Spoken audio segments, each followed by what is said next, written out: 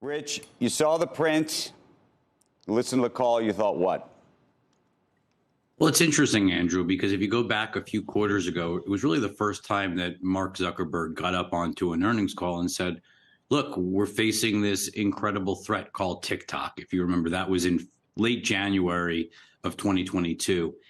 And it was so interesting to hear him yesterday basically talk about how their substantial investments in Reels and sort of the shift to making Facebook and Instagram more video centric was actually increasing time spent on both of those apps.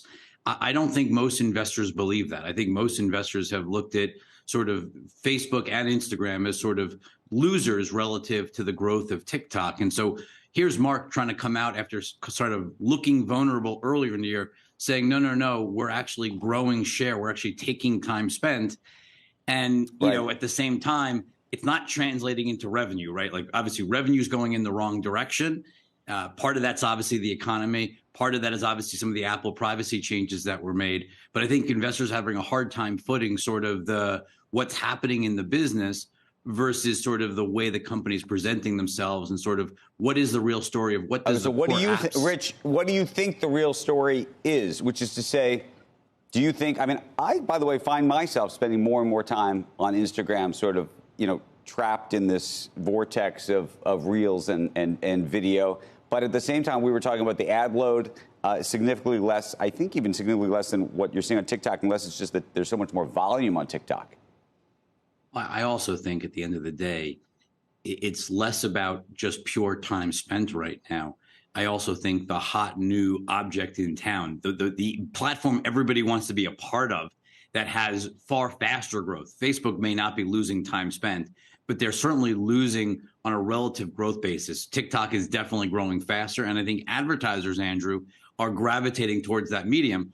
But all of this is sort of a sideshow to the fact that while revenue growth is slowing, while the core product has these questions, they are gunning the spending, basically, one, to improve the core apps, because you heard a lot about AI last night. So they're spending a lot on AI, and that's to catch TikTok. There is no doubt that is all about catching TikTok from an algorithm standpoint. And then two, plowing forward and spending more and more on the metaverse that, just like your opening comments, Andrew, I don't think most investors believe in this investment, believe it. Maybe they believe in it, but they believe it's uninvestable over the course of the next 5+ years, so because this is 10 years out.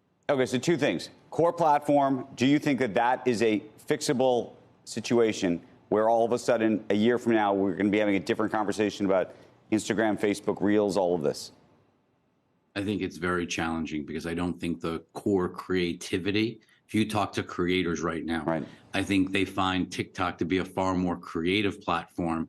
And I don't think this is just a comment purely on Instagram Reels. I think you'd say the same thing about YouTube Shorts and the same thing about Snapchat Spotlight. Shepard Smith here. Thanks for watching CNBC on YouTube.